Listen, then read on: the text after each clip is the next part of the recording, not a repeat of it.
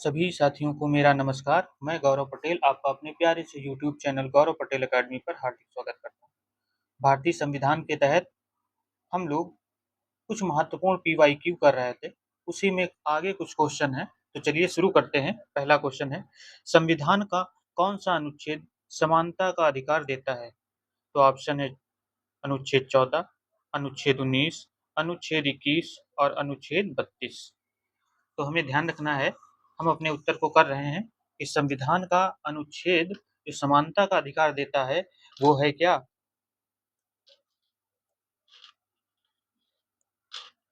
अनुच्छेद 14। अनुच्छेद 14 जो है ये समानता का अधिकार देता है। ठीक है, इसके बाद में अनुच्छेद 19 है। क्या है? अनुच्छेद 19 ये क्या करता है? ये हमें स्वतंत्रता का अधिकार देता है। क्या देता है? स्वतंत्रता।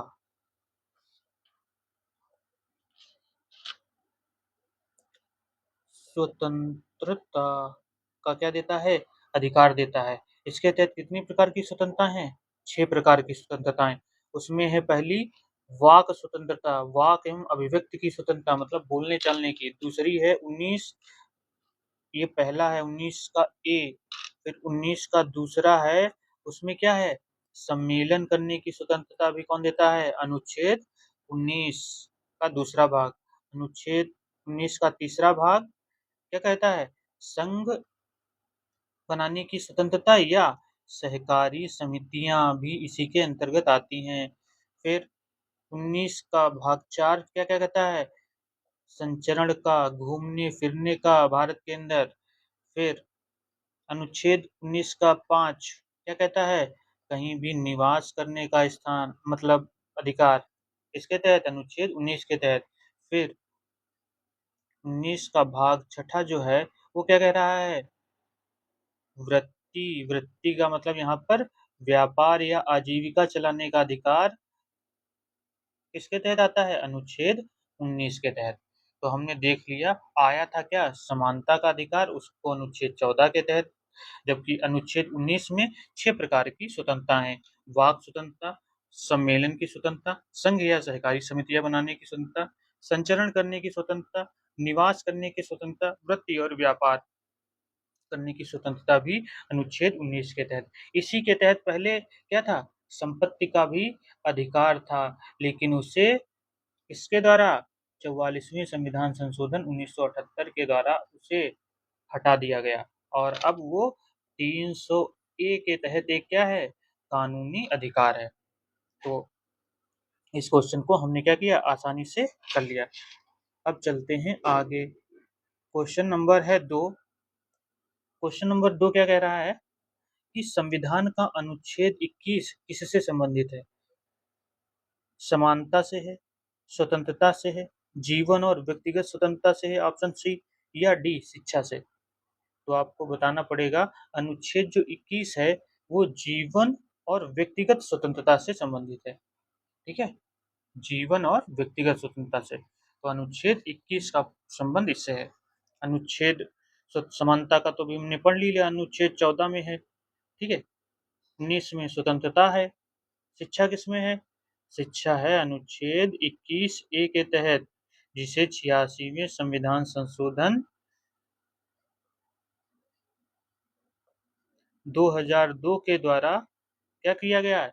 जोड़ा गया है। इसमें क्या किया गया था? 6 से 14 वर्ष के जो बच्चे हैं उनको निःशुल्क एवं अनिवार्य शिक्षा का प्रावधान है। किसके तहत? अनुच्छेद 21 ए के तहत। ये भी हमारा एक मौलिक अधिकार है। अब जीवन एवं व्यक्तिगत स्वतंत्रता के तहत कौन कौन से अधिकार हैं? जैसे खूब पूछा गया है भैया 1 नंबर में, निजता का अधिकार, आश्रय जहाँ रहते हैं उसका अधिकार, आवास का जिसे, ठीक है, सूचना का अधिकार, निष्पक्ष सुनवाई का अधिकार, निष्पक्ष सुनवाई का अधिकार, स्वच्छ पर्यावरण का अधिकार। स्वच्छ पर्यावरण का भी अधिकार किसके तहत है? अनुच्छेद 21 के तहत।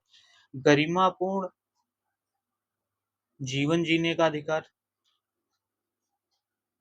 सोने का अधिकार, स्वास्थ्य का अधिकार और अपनी पसंद की शादी भी करने का अधिकार किसमें है? अपनी पसंद की शादी करने का भी अधिकार कौन देता है? अनुच्छेद 21। तो ध्यान रखना, अनुच्छेद 21 जो है बहुत व्यापक है और इससे कहीं न कहीं कुछ ऐसे क्वेश्चन पूछ दिए जाते हैं जिससे निजता का अधिकार को पूछा गया है। ठीक है? कभी ऐसे पूछा जा सकता है कि गरिमापूर्ण जीवन जीने का अधिकार किससे है? तो अनुच्छेद 21 से है। तो क्वेश्चन नंबर 2 को भी हमने अच्छे से देख लिया।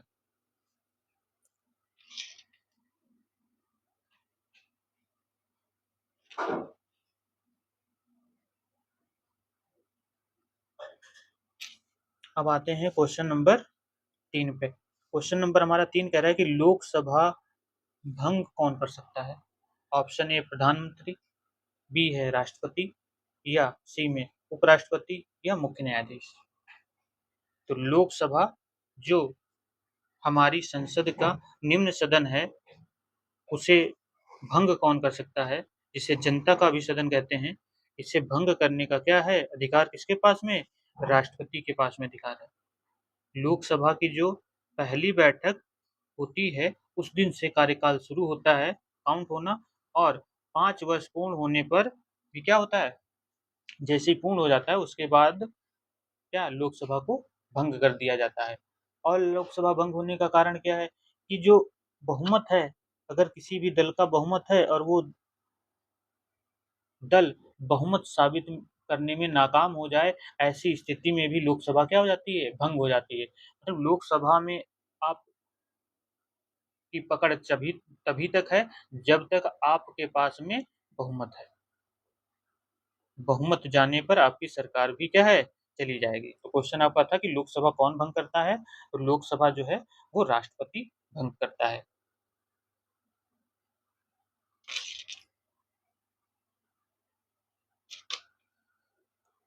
क्वेश्चन नंबर 4 है कि भारत में कानून बनाने वाली सर्वोच्च संस्था कौन है? पहला एक राष्ट्रपति, नंबर दूसरा कार्यपालिका, नंबर तीसरा न्यायपालिका या चौथा है ऑप्शन डी संसद। तो भाई बताइए इसमें कौन सा ऑप्शन होगा? तो ये ध्यान रखिएगा कि उत्तर को लॉक किया जाए। संसद। संसद का निर्माण किससे किससे होता है? तो संसद का निर्माण लोकसभा, राज्यसभा और राष्ट्रपति, ये संसद के 3 अभिन्न अंग हैं। ठीक है? जो किसका निर्माण करते हैं? संसद का निर्माण करते हैं।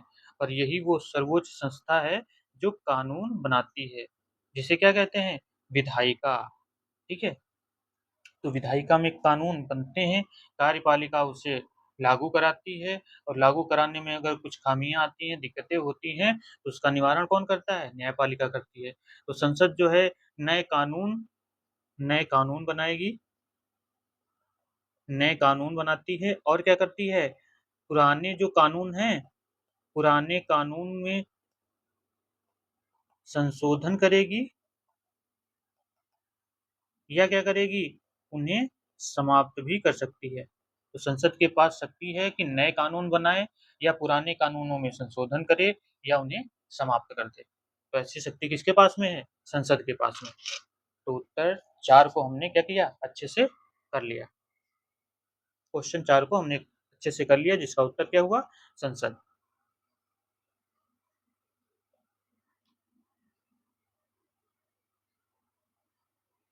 क्वेश्चन नंबर है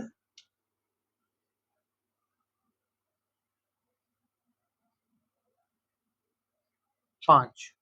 क्वेश्चन नंबर 5 कह रहा है कि राज्यसभा के सदस्यों का कार्यकाल कितना होता है? राज्यसभा के सदस्यों का कार्यकाल कितना होता है? 5 साल, 7 साल, 6 साल या 3 साल? सभी को बता देने चाहते हैं कि राज्यसभा का जो कार्यकाल होता है वो कितना होता है? 6 साल होता है। यह राज्यसभा जो है एक स्थायी सदन है। कैसा है? स्थायी सदन है। ये कभी भी भंग नहीं होता है। इसके जो सदस्य होते हैं उनका कार्यकाल 6 वर्ष होता है। और राज्यसभा की जो संरचना है वो किसमें कही गई है? किस अनुच्छेद के तहत? अनुच्छेद 80 में राज्यसभा की संरचना के बारे में बताया गया है। राज्यसभा में मैक्सिमम कितने सदस्य हो सकते हैं? तो राज्यसभा में मैक्सिमम 250 सदस्य हो सकते हैं। तो इस क्वेश्चन को जो जानकारी थी उसको भी हमने क्या कर लिया? अच्छे से कर लिया है।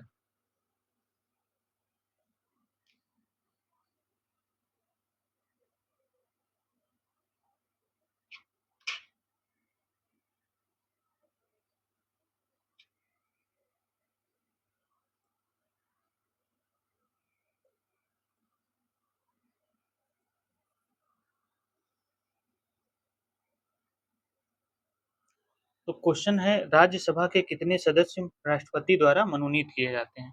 कितने सदस्य राज्यसभा में राष्ट्रपति के द्वारा मनोनीत किए जाते हैं? ऑप्शन ए है 11, 9, ऑप्शन सी 12 या 10। तो राज्यसभा में राष्ट्रपति जो है वो 12 सदस्यों का क्या करता है? मनोनयन करता है। उसमें ये कहाँ कहाँ से आते हैं? वो आते हैं साहित्य से आते हैं, जिसे हम लिटरेचर कहते हैं। फिर कहाँ से आते हैं? कला से आते हैं, जिसे हम आर्ट कहते हैं। फिर कहाँ से आते हैं? विज्ञान से आते हैं, विज्ञान के क्षेत्र से, उसे हम जैसे साइंस से। फिर सोशल साइंस में समाज सेवा, समाज सेवा से आने वाले लोग भी, तो इसे हम क्या बोल सकते हैं? LASS, LASS. तो साहित्य, literature, art, science, social science, इन 4 क्षेत्रों से राष्ट्रपति राज्यसभा के लिए 12 सदस्यों को क्या करता है? मनोनीत करता है। तो क्वेश्चन नंबर 6 हो गया। अब चलते हैं अगले क्वेश्चन नंबर 7 पर।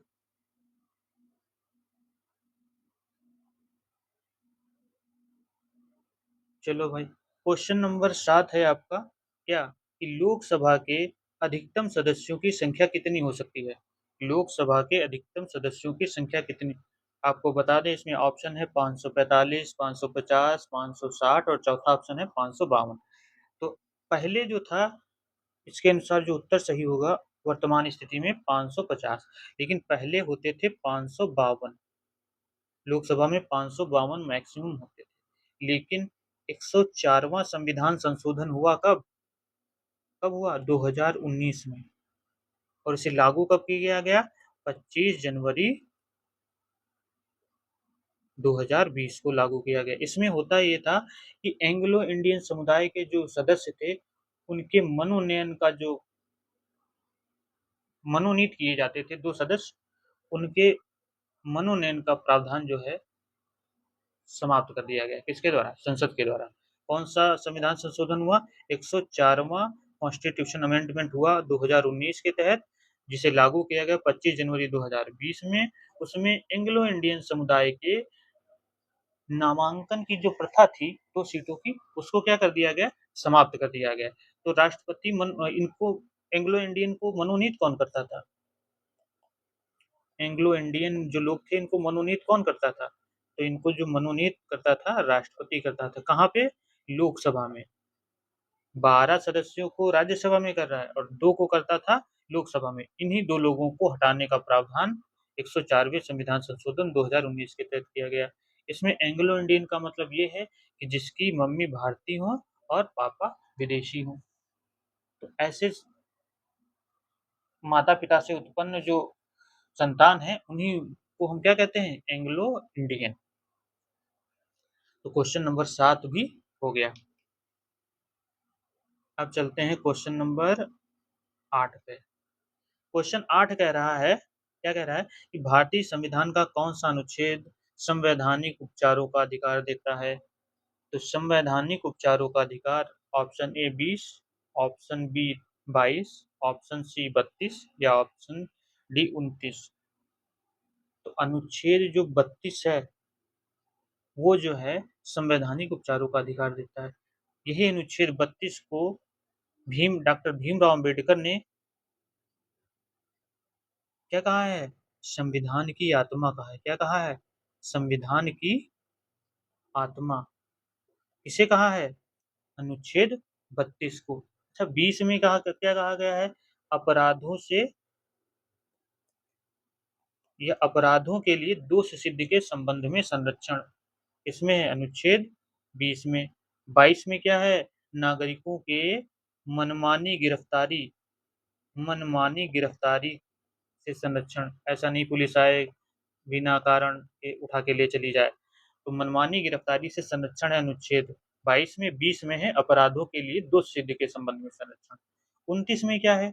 अल्पसंख्यक वर्गों के हितों का संरक्षण। अनुच्छेद 29 में अल्पसंख्यक अल्पसंख्यक वर्गों के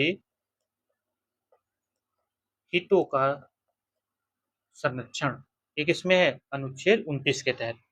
तो क्वेश्चन नंबर 8 कंप्लीट। आशा और उम्मीद करते हैं कि आप क्वेश्चंस को अच्छे से कर रहे होंगे, जो भी चीजें बताई जा रही उन चीजों को आप अच्छे से समझ पा रहे होंगे।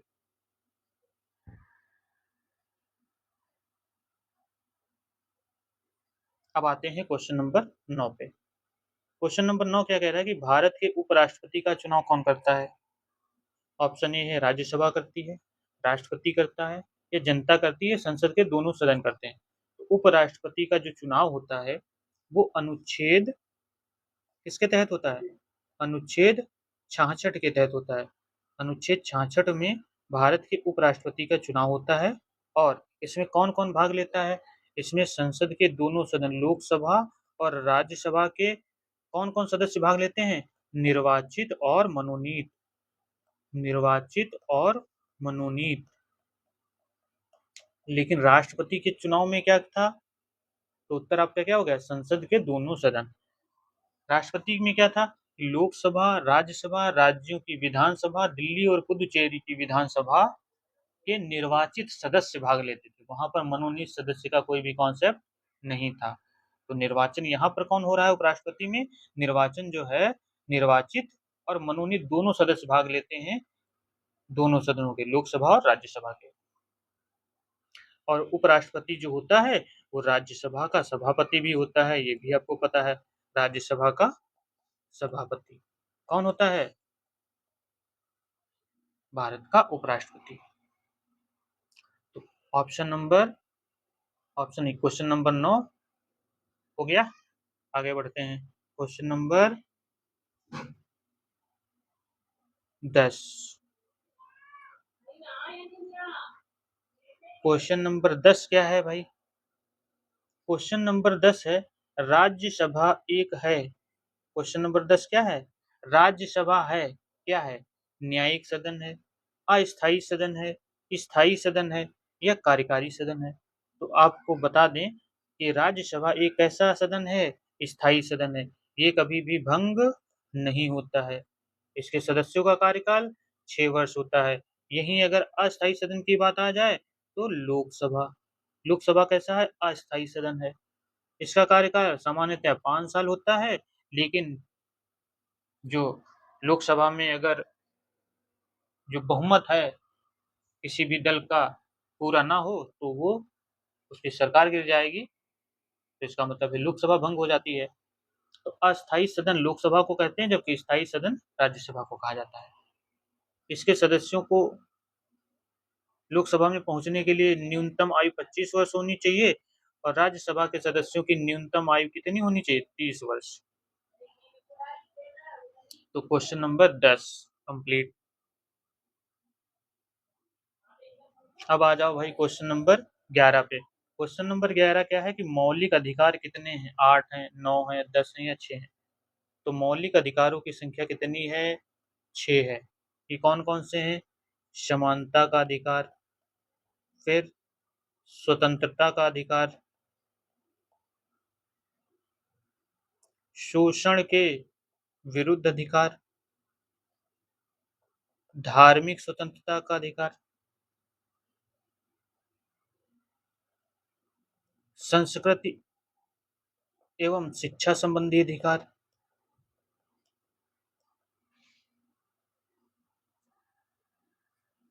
और संवैधानिक उपचारों का अधिकार। संवैधानिक उपचारों का अधिकार जिसे अनुच्छेद 32 कहते हैं। समानता का अनुच्छेद 14 से 18 के बीच, स्वतंत्रता अनुच्छेद 19 से 22 के तहत, शोषण अनुच्छेद 23-24 में, धार्मिक स्वतंत्रता 25 से अनुच्छेद 28 के मध्य, सांस्कृतिक एवं शिक्षा संबंधी अधिकार अल्पसंख्यकों के लिए तो अनुच्छेद 29 और 30 में, जबकि संवैधानिक उपचारों का अधिकार अनुच्छेद 32 के तहत।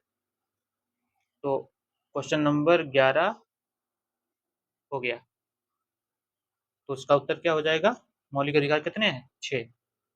1, 2, 3, 4, 5 और ये 6।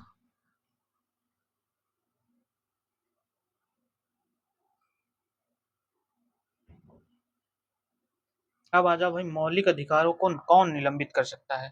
क्वेश्चन नंबर 12 है कि मौलिक अधिकारों को कौन निलंबित कर सकता है। प्रधानमंत्री करेगा, या संसद करेगी, या राष्ट्रपति करेगा, या न्यायपालिका करेगी। तो मौलिक अधिकारों को समाप्त करने की शक्ति, समाप्त नहीं, निलंबित करने की शक्ति। निलंबित का मतलब होता है, निलंबन का मतलब है कुछ समय के निलंबित होकर फिर बहाल हो जाते हैं। ठीक है, जैसे मान लीजिए कोई सरकारी सेवा में कह गए वो निलंबित हो गए 1 महीने 2 महीने के लिए, लेकिन जैसे ही उन पर कार्रवाई का समाधान हो जाता है फिर से वो सेवा में बहाल, नियमित रूप से बहाल हो जाते हैं। तो निलंबित होना है कुछ समय के लिए, लेकिन समाप्त होना होता है हमेशा के लिए। तो निलंबित कौन कर सकता है, कौन करेगा, राष्ट्रपति करता है। ऐसी स्थिति में मौलिक अधिकार कब भैया निलंबित होंगे, राष्ट्रीय आपातकाल के समय। राष्ट्रीय आपातकाल कब लगता है, राष्ट्रीय आपातकाल लगता है क्या, अनुच्छेद 352 के तहत। कोई बाह्य आक्रमण हो जाए, मतलब किसी दूसरे देश की सेना हम पर आक्रमण कर दे, या क्या हो जाए, सशस्त्र विद्रोह हो जाए, इस तरीके की जो घटना अगर देश में हो रही है तो राष्ट्रपति राष्ट्रीय आपातकाल लागू कर सकता है। उस समय मौलिक अधिकार जो है वो क्या होते हैं, निलंबित हो जाते हैं। उसमें अनुच्छेद 19 जैसे ही आपातकाल लागू होता है वो स्वतः निलंबित हो जाते हैं। और राष्ट्रीय आपातकाल के समय अनुच्छेद 20 और 21 निलंबित नहीं होते हैं, ये ध्यान रखना, निलंबित नहीं होते हैं। क्वेश्चन नंबर 13 है कि भारतीय संविधान का सबसे बड़ा स्रोत कौन है। ऑप्शन 1 है भारत सरकार अधिनियम 1935, बी अमेरिका, सी ब्रिटेन, डी रूस। तो भारत सरकार अधिनियम 1935 ही भारतीय संविधान का सबसे बड़ा क्या है, स्रोत है। यहाँ से क्या क्या लिया गया, संघीय व्यवस्था ली गई। क्या ली गई, संघीय व्यवस्था। इसमें क्या हुआ, शक्तियां जो हैं केंद्र और राज्यों में बांटी गई। फिर 3 सूचियां, केंद्र सूची, राज्य सूची, समवर्ती सूची भी यहाँ से ली गई। राज्यपाल का पद, राज्यपाल का पद का प्रावधान भी किससे है, भारत सरकार अधिनियम 1935 से। संघीय न्यायालय हो, संघीय न्यायालय का प्रावधान। फिर लोक सेवा आयोग, लोक सेवा आयोग। और क्या, आपातकालीन प्रावधान। द्विसदनीय विधानमंडल, जिसमें लोकसभा और राज्यसभा। ये सब प्रावधान कहाँ से लिए गए थे, भारत सरकार अधिनियम 1935 से। अमेरिका से तो हमने पहले भी बात कर ली है, क्या लिया गया है, राष्ट्रपति पर महाभियोग जैसी प्रक्रिया होगी। फिर स्वतंत्र न्यायपालिका का प्रावधान कहाँ से है, अमेरिका से है। मौलिक अधिकार कहाँ से लिए गए, अमेरिका से लिए। ब्रिटेन से क्या लिया गया, एकल नागरिकता ली गई। विधि का शासन लिया गया, संसदीय शासन प्रणाली, संसदीय विशेषाधिकार कहाँ से है, ब्रिटेन से। यूएसएसआर से। मौलिक कर्तव्य, 3 प्रकार के न्याय, सामाजिक, आर्थिक और राजनीतिक न्याय कहाँ से हैं, रूस से है। तो क्वेश्चन नंबर 13 हो गया। अब चलते हैं क्वेश्चन नंबर 14 पे। क्वेश्चन नंबर 14 कहता है कि राष्ट्रपति पर महाभियोग कौन लगाता है। चुनाव आयोग लगाएगा, सर्वोच्च न्यायालय, संसद या प्रधानमंत्री। तो राष्ट्रपति पर महाभियोग संसद लगाती है। ठीक है, किस अनुच्छेद के तहत, अनुच्छेद 61 के तहत। ये महाभियोग की प्रक्रिया कहाँ से ली गई, अमेरिका से ली गई है। ठीक है, इसमें होता क्या है कि राष्ट्रपति पर जब महाभियोग लगता है तो ये कार्रवाई, इस पर महाभियोग की प्रक्रिया किसी भी सदन से, चाहे वो लोकसभा से शुरू हो चाहे वो राज्यसभा से शुरू हो, लेकिन इसके पहले राष्ट्रपति को क्या है, 14 दिन पूर्व नोटिस देनी पड़ती है, 14 दिन पूर्व नोटिस देनी पड़ती है। फिर मान लीजिए लोकसभा में आया तो यहाँ के जो कुल सदस्य हैं उनका 2/3 बहुमत से, कुल सदस्यों का 2/3 बहुमत से पास करें महाभियोग की प्रक्रिया का प्रावधान को। ठीक है, इसके बाद में फिर दूसरे सदन को भेजें, दूसरा सदन उसकी जांच करे, फिर वो भी कुल सदस्यों की संख्या का 2/3 बहुमत से पास कर दे। अगर दोनों सदनों में ये पास हो जाता है उसके बाद राष्ट्रपति को, राष्ट्रपति के पद से क्या किया जाता है, हटाया जाता है। और राष्ट्रपति पर महाभियोग कब लगता है, जब राष्ट्रपति संविधान का क्या करे, संविधान का उल्लंघन करता है। क्या करता है? संविधान का उल्लंघन करने पर राष्ट्रपति को निम्न प्रक्रिया के द्वारा हटाया जाता है। तो क्वेश्चन नंबर 14 हो गया। अब आ जाते हैं क्वेश्चन नंबर 15 पे। भारत का राष्ट्रीय मतदाता दिवस कब मनाया जाता है? 24 अक्टूबर, 15 अगस्त, 26 जनवरी या 25 जनवरी? तो उत्तर लॉक करें। 25 जनवरी को प्रत्येक वर्ष भारत का राष्ट्रीय मतदाता दिवस मनाया जाता है। 26 जनवरी को क्या मनाया जाता है? गणतंत्र दिवस मनाया जाता है। 15 अगस्त को स्वतंत्रता दिवस मनाया जाता है। और 24 अक्टूबर को क्या मनाया जाता है? संयुक्त राष्ट्र दिवस।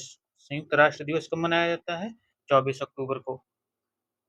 तो क्वेश्चन था आपका कि राष्ट्रीय मतदाता दिवस कब मनाया था, इसके साथ में जो भी जानकारी सम्मिलित हो सकी उसको हमने कर दिया। अब चलते हैं क्वेश्चन नंबर 16 पे। क्वेश्चन नंबर 16 कहता है कि चुनाव आयोग का उल्लेख संविधान के किस अनुच्छेद में? 324 में है, 280 में है, 356 में है या 368 में है? तो चुनाव आयोग अनुच्छेद 324 में उसकी संरचना और गठन के बारे में बताया गया है। 280 में वित्त आयोग आता है। क्या आता है? Finance commission. 356 में राष्ट्रपति शासन। कहाँ? राज्यों में। जब राज्यों में संवैधानिक तंत्र की विफलता हो जाए तो राष्ट्रपति शासन लगता है। और 368 के तहत क्या है? संविधान संशोधन। अनुच्छेद 368 के तहत संविधान संशोधन की प्रक्रिया है। संविधान संशोधन की प्रक्रिया कहाँ से आई है भारत में? दक्षिणी अफ्रीका से। तो क्वेश्चन नंबर 16 हो गया। अब आ जाओ भाई क्वेश्चन नंबर 17। संविधान संशोधन का वर्णन किस भाग में है? क्वेश्चन आ गया है कि संविधान संशोधन किस भाग में है। तो अभी हमने बात करी है, ऑप्शन ए है 15 में कि 16 में कि 17 में, भाग 17 में कि भाग 20 में। तो संविधान संशोधन की प्रक्रिया जो अफ्रीका से ली गई है वो भाग 20 में है। 15 में क्या है? निर्वाचन है। ठीक है, 15 में निर्वाचन, 16 में कुछ वर्गों के संबंध में विशेष उपबंध। इसमें क्या होगा? SC, ST, OBC वर्गों के, कुछ वर्ग का मतलब यहाँ पर SC, ST, OBC जो वर्ग हैं उनके संबंध में कुछ विशेष प्रावधान किए गए हैं। भाग 17 में राजभाषा है।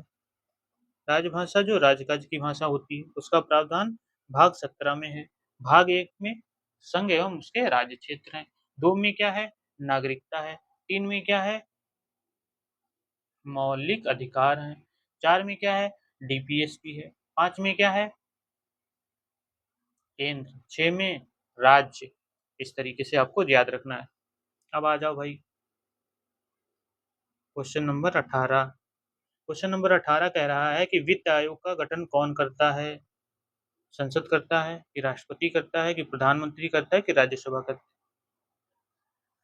तो अपने क्वेश्चन को हम लॉक करते हैं। तो वित्त आयोग का गठन कौन करेगा? राष्ट्रपति करता है। अनुच्छेद, वित्त आयोग का संबंध किस अनुच्छेद से? अनुच्छेद 280 के तहत।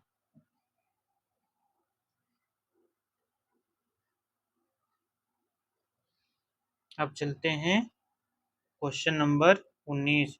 संविधान की 8वीं अनुसूची किससे संबंधित है?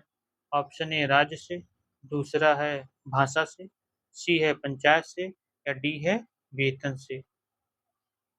तो आपको याद रखना है कि 8वीं अनुसूची में है क्या? भाषाएं। क्या है? भाषाएं हैं। तो कितनी थी भाषाएं? भाषाएं जो थी वो मूल रूप से कितनी थी? 14 थी। कितनी थी? 14। और वर्तमान में कितनी है? 22 भाषाएं हैं। बाद में कौन कौन सी भाषा जोड़ी गई? सिंधी।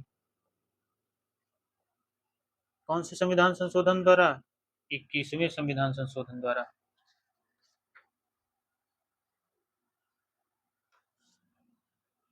इस चीज को हम थोड़ा और आगे कर लेंगे, लेकिन यहाँ पर संविधान की 8वीं अनुसूची में कितनी भाषाएं हैं, यहाँ पर अनुसूची के बारे में ही देख लेते हैं। तो 8वीं अनुसूची में क्या है, भाषाएं हैं।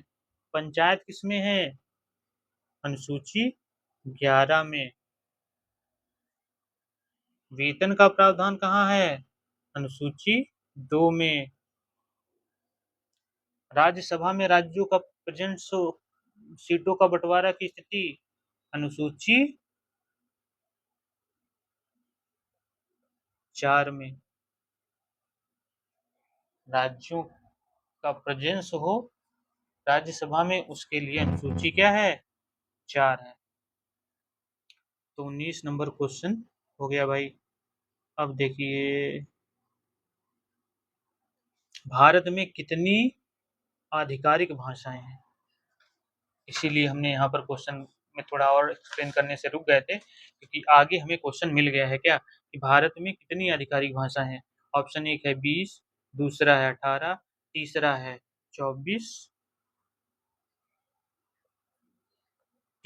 24, और चौथा है 22। चलिए भाई, हम क्वेश्चन ही देख लेते हैं। ऑप्शन तो हमें पता है, चौथे नंबर पर है 22। तो 22 क्या है, आधिकारिक भाषाएं हैं। तो उसी में हम पीछे में थोड़ा सा एक्सप्लेन कर रहे थे, जो मूल रूप से 14 भाषाएं थी। जब 26 जनवरी 1950 को संविधान लागू हुआ, लेकिन वर्तमान स्थिति में कितनी है, 22 है। कितनी है, 22 है। उसमें 21वें संविधान संशोधन, कॉन्स्टिट्यूशन अमेंडमेंट 1967 के द्वारा सिंधी भाषा को जोड़ा गया।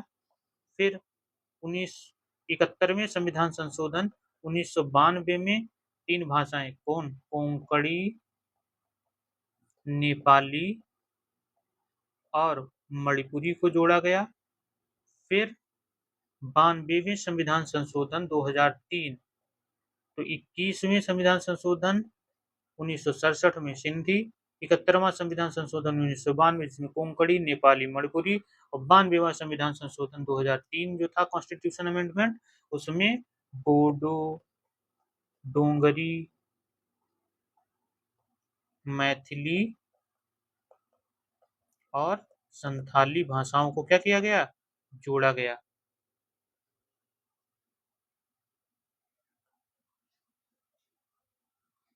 क्वेश्चन नंबर जो 20 है उसको भी हमने क्या कर लिया, अच्छे से कर लिया। अब आ जाते हैं, क्वेश्चन नंबर 21 है कि राष्ट्रपति शासन किस अनुच्छेद के अंतर्गत लगाया जाता है। राष्ट्रपति शासन कहाँ लगता है, राज्यों में लगता है। तो क्वेश्चन नंबर ऑप्शन है 360, 356, 352, 370। तुम्हें याद रखना है ऑप्शन बी 356 में राष्ट्रपति शासन लगता है। कहाँ, राज्यों में। राज्यों में जब संवैधानिक तंत्र विफल हो जाता है, तो इस स्थिति में राज्यों में राष्ट्रपति शासन लगता है। 360 में, इसके बारे में हम आगे बताएंगे, क्योंकि इससे संबंधित एक क्वेश्चन है।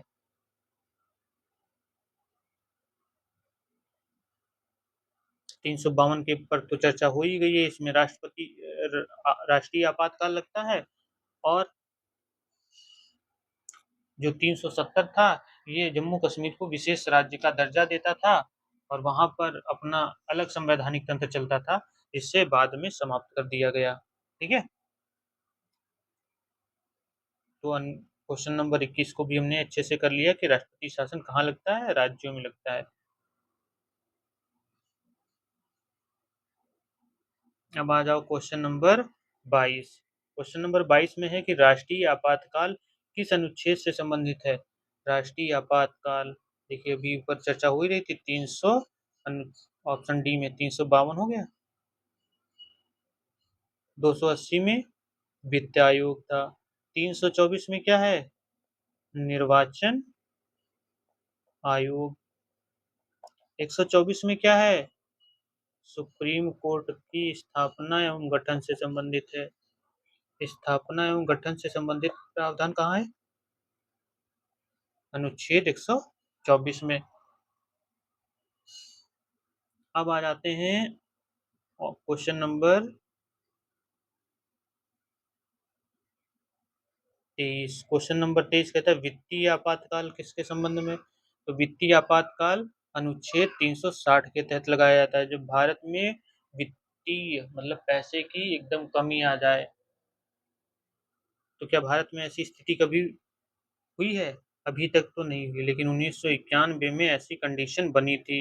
लेकिन इस कंडीशन को हैंडल करने में माननीय डॉक्टर मनमोहन सिंह जी ने विशेष योगदान देते हुए वित्त मंत्री थे। तो भारत में एक बहुत ही प्रख्यात अर्थशास्त्री भी रहे हैं, तो उन्होंने भारत की इकोनॉमी को बचा लिया था। उसी समय एलपीजी लिबरलाइजेशन, प्राइवेटाइजेशन, ग्लोबलाइजेशन जैसी प्रक्रिया को लागू करके भारत को आज ऐसी स्थिति में ला दिया। इसका श्रेय जो जा रहा है वो डॉक्टर मनमोहन सिंह को जाता है। तो कभी भी वित्तीय आपातकाल भारत में नहीं लगा है। ठीक है,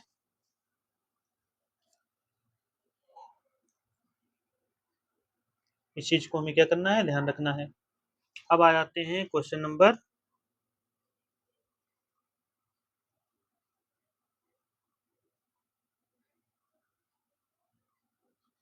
24 में।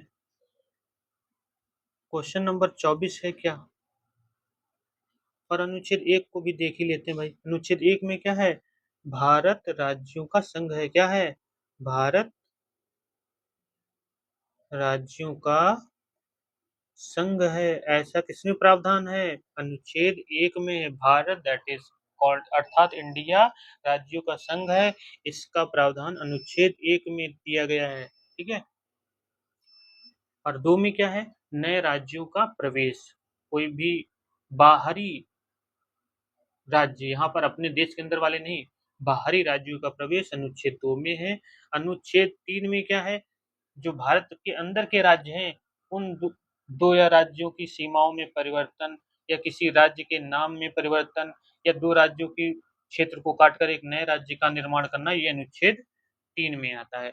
और अनुच्छेद 4 में क्या है, अनुच्छेद 2 और 3 के तहत जो भी संशोधन किए जाएंगे उसे 368 के तहत संविधान संशोधन नहीं माना जाएगा। ये किसमें कहा गया है, 4 में कहा गया है। और क्वेश्चन, अब आते हैं क्वेश्चन नंबर 24 में। भारतीय संसद के कितने सदन हैं, तो भारतीय संसद के कितने सदन हैं, 2 सदन हैं। कौन सा, राज्यसभा और लोकसभा। ये अस्थाई है और ये कैसा है, स्थायी सदन है।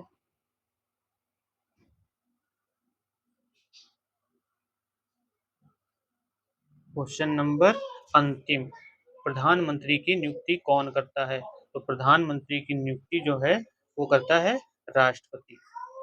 तो उम्मीद करते हैं कि आपने इसे अच्छे से समझ लिया होगा।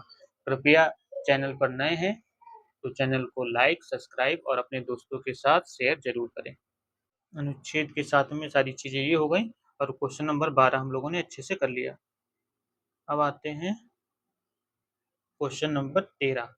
क्वेश्चन नंबर 13 कह रहा है कि भारतीय संविधान का, और ध्यान रखना कि अनुच्छेद जो 20 है, अपराध आप अगर करे हैं और संसद के द्वारा, आपने अगर आज कोई अपराध किया है तो संसद के द्वारा जो भी प्रावधान किया गया है कि उस अपराध के सापेक्ष आपको जो दंड मिलेगा, जो पहले से दंड का प्रावधान है वही दिया जाएगा। ऐसा नहीं है कि संशोधन हो गया किसी प्रक्रिया में तो फिर आप पे वही चीज दोबारा करी जा रही है या उस नए नियम को लागू किया जाए, नहीं। दोष सिद्ध जब हो जाता है तो आपको वही कानून का सामना करना पड़ेगा जो पहले से संसद ने बना रखे हैं। जिस समय अपने अधिकार, अपने अपराधों की श्रेणी में आते हैं तो उन्हीं सारी चीजों का कानून लागू होगा जो पहले से बन गए। ऐसा नहीं कि कोई नया कानून आप पर थोप दिया जाए।